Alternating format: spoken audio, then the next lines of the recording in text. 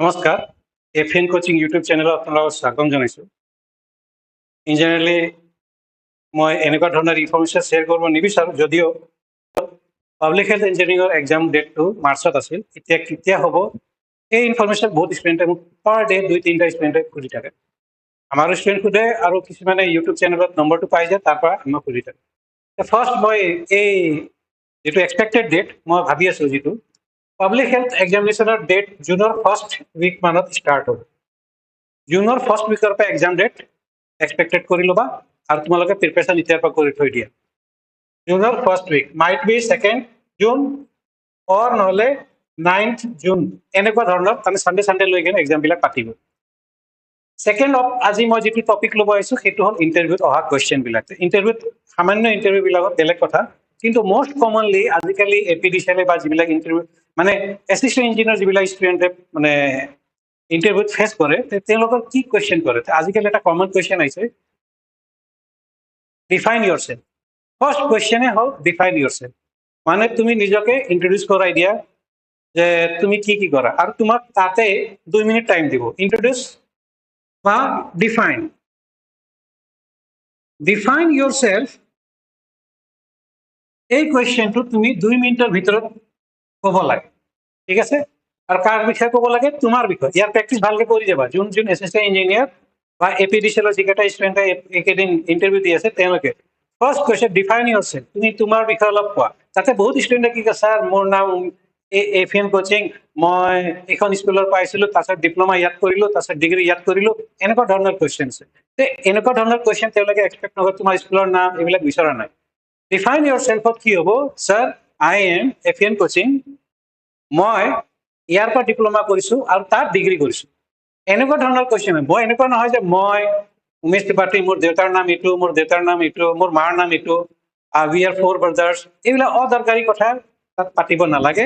তোমাক যিবিলাকে ইণ্টাৰভিউ ল'ব আহিছে, তোমাৰ ফেমিলি বেকগ্ৰাউণ্ড ল'ব বিচৰা নাই, তুমি কোন, তোমাৰ পৰিচয় কি, তোমাৰ নামটো ক'ব লাগে। একচুৱেলি তেওঁলোকৰ তাততো নামটো থাকেই, যদিও যিহেতু ইন্ট্ৰডিউচনৰ ষ্টাৰ্টিঙে তোমাৰ নামেদি হয়, ডিফাইন ইয়ৰ চেল্ফ ষ্টাৰ্ট কৰিব।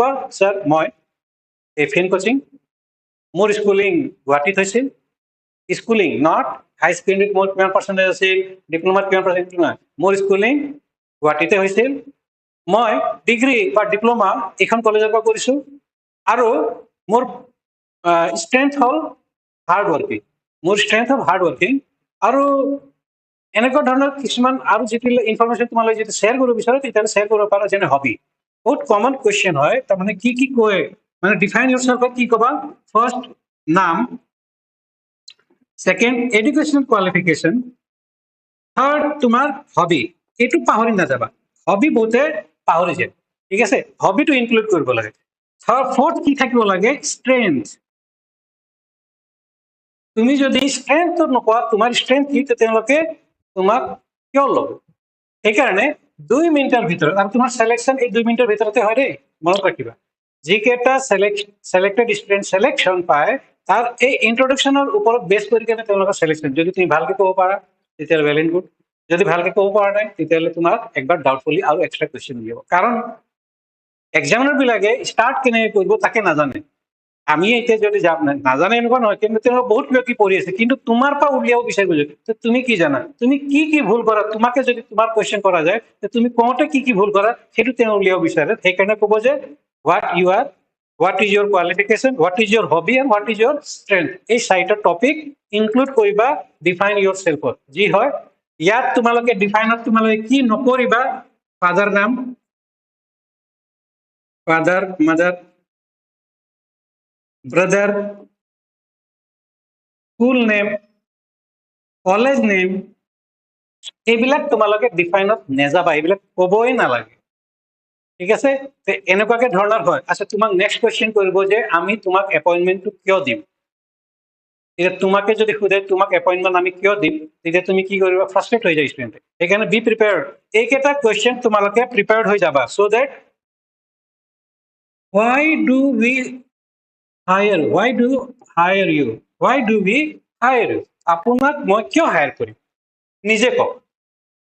ক'ব লাগিব। তাতে তুমি ডিফাইন কৰাওঁতে তাতে ষ্ট্ৰেংথৰ শব্দ কৈছিলা নহয়, সেই শব্দটো ইয়াত এতিয়া আকৌ ৰিপিট কৰিবা যে মোৰ ষ্ট্ৰেংথ হ'ল এইকেইটা আৰু মই এইটো ফিল্ডত মোৰ কাম কৰি মই ভাল পাওঁ মই যিহেতু সৰুৰ পৰাই যেতিয়া এই কৰিছিলোঁ মানে এডুকেশ্যন কোৱালিফিকেশ্যন মই এইটো ফিল্ডত লৈছিলোঁ মই চিলেক্ট কৰি লৈছিলোঁ যে মই এইটো ফিল্ডত কাম কৰি ভাল পাওঁ আৰু ভাল পোৱাৰ কাৰণে মোক আপোনালোকে হায়াৰ কৰিব লাগে যিহেতু কাম কৰি মই বেছি ভাল পাওঁ এই কৰাৰ পিছত আপুনি যেই পোষ্টৰ কাৰণে কিয় এপ্লাই কৰিছে এই কুৱেশ্যনটো বাৰে বাৰে সোধে যিকেইটা ষ্টুডেণ্টে গ্ৰেজুৱেট কৰি যেই পোষ্টত এপ্লাই কৰে তেওঁলোকক সোধা যায় যে আপুনি যিহেতু graduate engineer why you are applying for যেই পোষ্ট এই এটা কুৱেশ্যন আহিব আৰু ছেকেণ্ড কুৱেশ্যনটো আৰু এটা ইয়াৰ লগত ৰিলেটেড হয় কিছুমান ষ্টুডেণ্টে যেই পোষ্টত অলৰেডি জব কৰি আছে আৰু তেওঁলোকে বেলেগ এটা ছেম পোষ্টত এপ্লাই কৰি থৈ দিয়ে যেনেকৈ ধৰি লওক কোনোবা এটা ষ্টুডেণ্টে ফিচাৰী ডিপাৰ্টমেণ্টত এপ্লাই কৰে আৰু PhD টো এপ্লাই কৰি থৈ দিলে এতিয়া ধৰি লওক গ'ল যে ফিচাৰী ডিপাৰ্টমেণ্টত অলৰেডি জব কৰি আছে আকৌ ছেম পোষ্টত